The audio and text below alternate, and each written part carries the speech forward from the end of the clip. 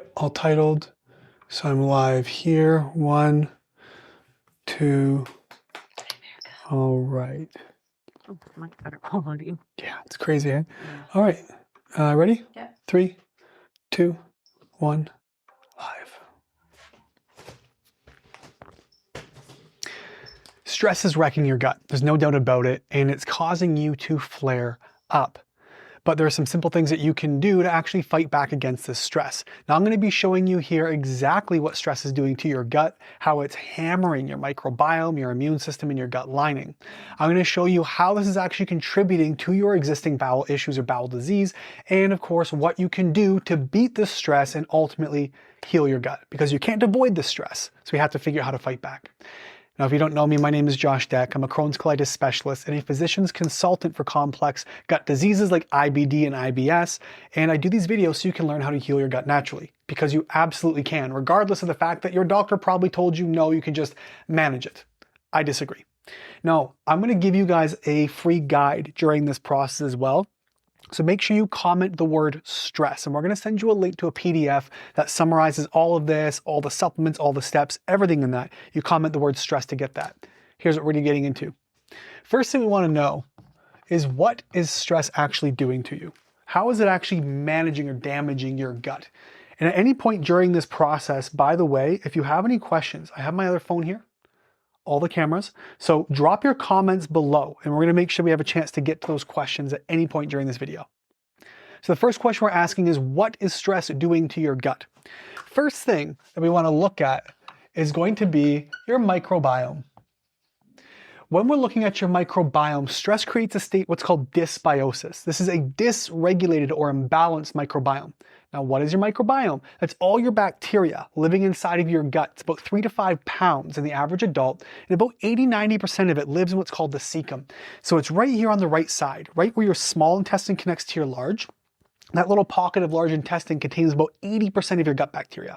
The rest is kind of sprinkled throughout. And when we are stressed, that bacteria, that ecosystem gets completely screwed up, which also means we have a decrease in something called short-chain fatty acids. These are super important for healing your gut. It's actually the primary source of fuel or food for your gut cells. And so when we have high stress, we end up producing less of these, the bacteria get destroyed, and that means we have a weaker gut lining, so leaky gut, etc. On top of that, we have excess amounts of cortisol. Now, when we're in two main states when we're dealing with stress in your nervous system, the first one is going to be fight and flight. The other one is going to be rest and digest. Now, when you're in rest digest, guess what's happening? You're rested and digesting. I know, it's magic, right? But here's what happens. When you sit, you put your feet on the ground, you relax, you chew and swallow, you smell your food, your body increases that peristalsis, that movement of food through your gut. It actually produces stomach acid, digestive enzymes, and absorbs your nutrients. But when you're in fight and flight, the last thing your body cares about is eating, digesting. It needs to get you safe. So when you're chronically stressed, you're in fight or flight, you're producing less digestive enzymes. Your motility is way too fast or way too slow. You're not absorbing nutrients. Your mouth gets really dry. You're not even breaking down carbs or sugars in your mouth. And excess cortisol can actually be inflammatory to your gut and eroding the gut lining as well. So that's what stress is doing. And all in all, this dysbiosis, this inflammation, if you're not digesting your food properly, it can be hyper-fermenting, leading to all kinds of bad guys overgrowing and these gases or toxins getting into your bloodstream. And so this environment, this is an inflammatory environment.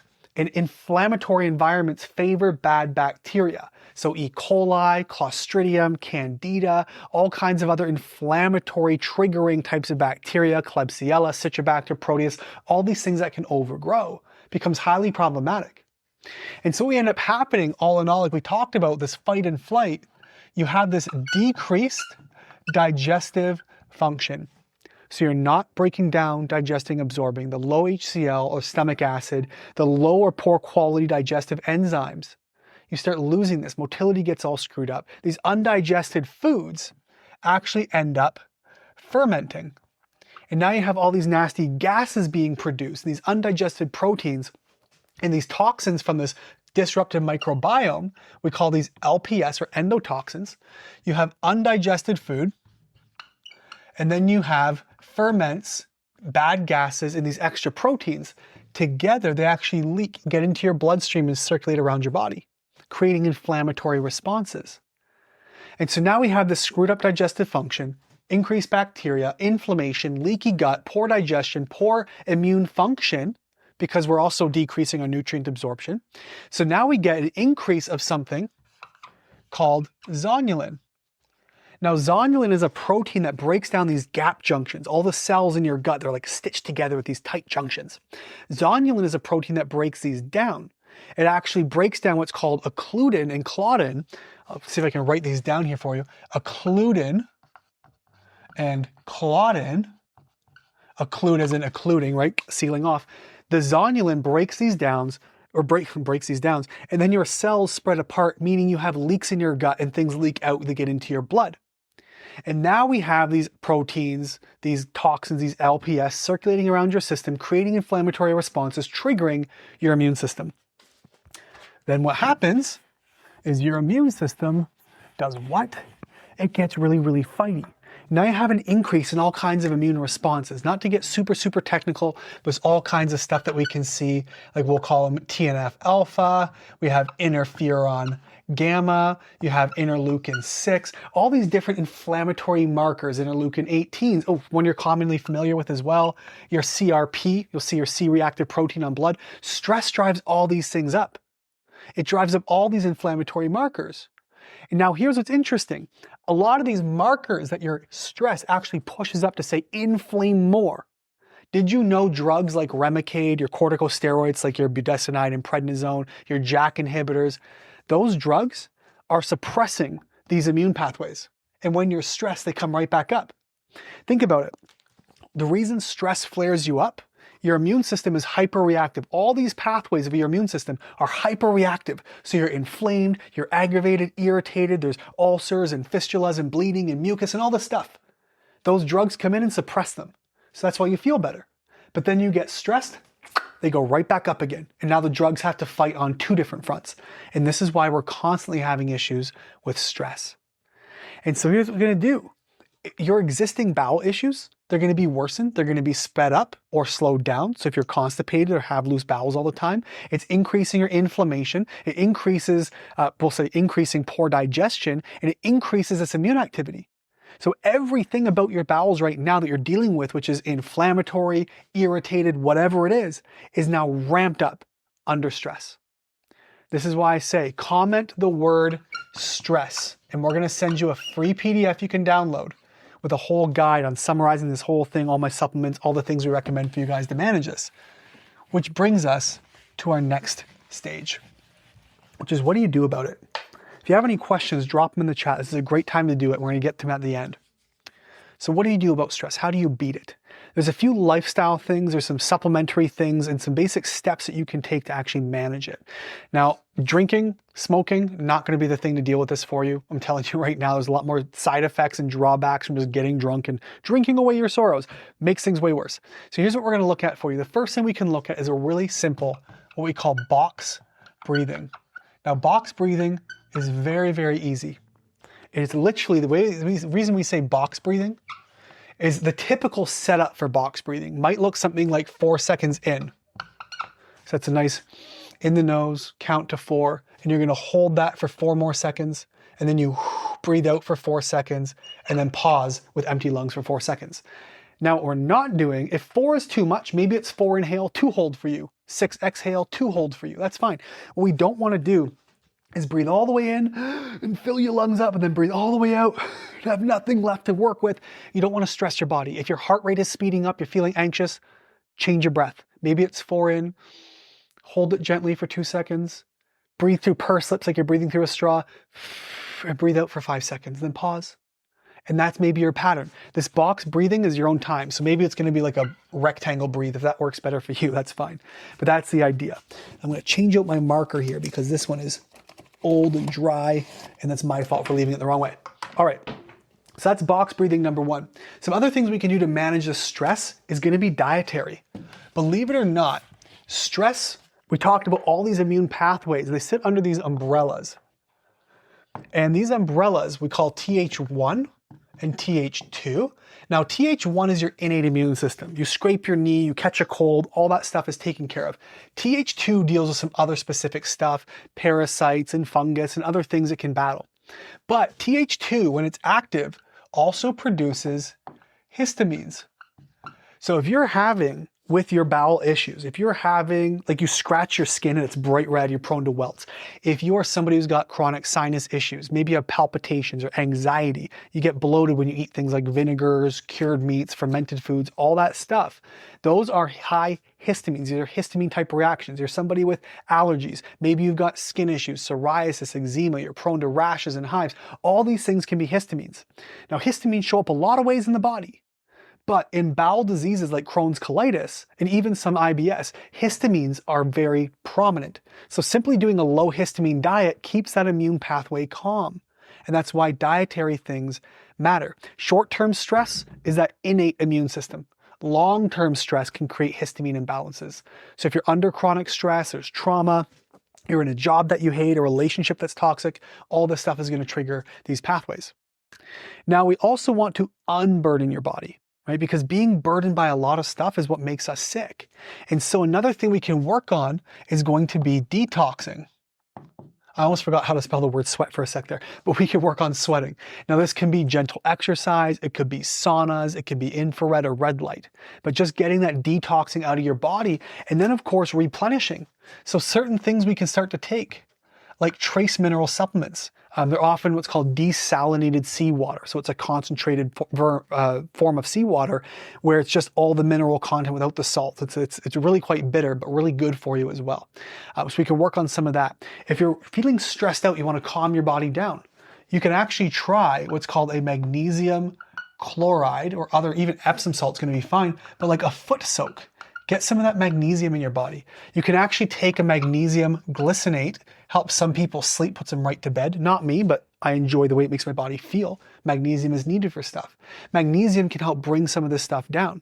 If you want some other supplements you can look at, there are lots of stress supplements. That's actually, if you comment again, the word stress, there's a whole bunch of them that help with your stress responses and immune responses in this document.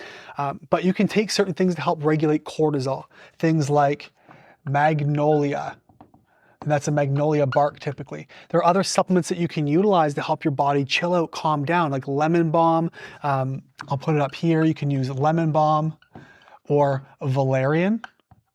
And that's a valerian root. It can be very, very soothing and calming. Lavender sometimes can be very calming.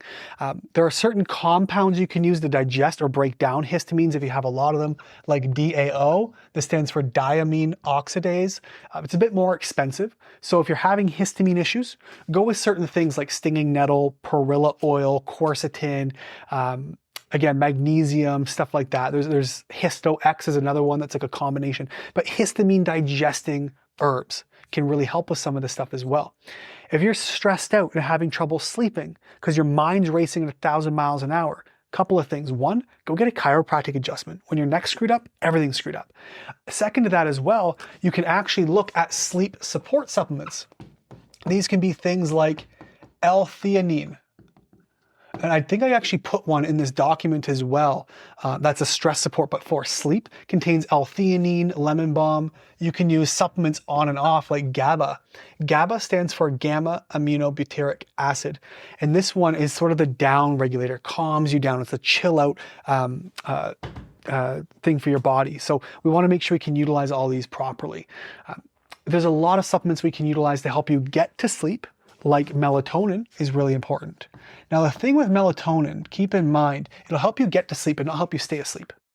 And you can really take as much as you want melatonin, like you can't get sick, it can't hurt you, but melatonin helps you get to sleep. But if you're not staying asleep, that can be a cortisol issue, bringing us back to things like magnolia and valerian, other things like that. So stress regulation is huge. For a couple of reasons. It creates dysbiosis, creates leaky gut, promotes bacterial overgrowth, weakens your immune system, increases inflammation, the same stuff your body or your drugs are trying to suppress, and it just throws everything into a fuss. So if you are chronically stressed, even if you're like, nah, dude, I'm pretty chill. If you have stressful things in your life all the time, even though you deal with them properly, they can be affecting you more than you know. I'm literally working with a client right now, same thing, she's pretty chill. But when we actually applied stress management techniques that we gave her, suddenly her bowels started to improve because she didn't realize how much stress she was under simply because of the stress that she learned to just cope with. And that's not the way to do it. So here's what you can do. I want to make sure you guys get some help here. So we're going to go over to the questions. But before we do that, I want to show you how to get help. Some very simple ways you can do that. If you want to get help from me and my team, all you got to do, I'm going to show you per platform. And what we're going to do, if you decide you want to get some help, all we're going to do is just sit down and have a conversation. The first call is always free. I refuse to take money and get paid for my job unless we know we can help you. And so what we're going to do is have a conversation and say, hey, what's going on with you? What's driving your bowel issues? What's driving your Crohn's, your colitis, your IBS? And can we figure out that root cause? Stress is a part of it. But how many people do you know who get stressed out and then bleed from the bowel? Right? Like 0 people.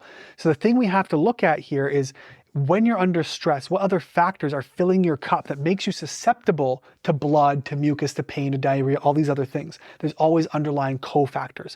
And we're going to have that conversation, figure out what's going on, where this thing came from, what your body needs to get you better, and begin reversing your bowel disease. Because Crohn's, colitis, IBS, they're not just genetic, random, and those IBDs are certainly not autoimmune. So you can work on getting this better and getting your body healed up and reversed. And all you got to do, if you're on Facebook or you're on Instagram, you can comment or shoot me a DM with the word solution. And what we're going to do is have a chat with you, see what we can do. We'll just jump on a quick call and say, hey, where's this coming from? Can we help? This is what the options look like. If you like it, jump in. If not, that's okay. We have tons of free resources just like this, but it's your opportunity to use those. So you just send me a DM or comment the word solution. If you're on Facebook, let me back that one up. If you're watching on YouTube or you're listening on the podcast, there's a link below. You can send me an email directly, schedule a call, and learn to get some help because this is a very fixable thing. And your doctor just says, well, deal with it. Here's a pill to crush your anxiety rather than dealing with all the things anxiety is creating, whether you're symptomatic or not. And we can get to those roots. Any questions over there? And it looks like we don't have any questions over here on Facebook either, which is amazing. Guys, easy day today. We're in and out, nice and short. We changed the time on you. That's our fault. Thanks for your patience. We're going to see you next time.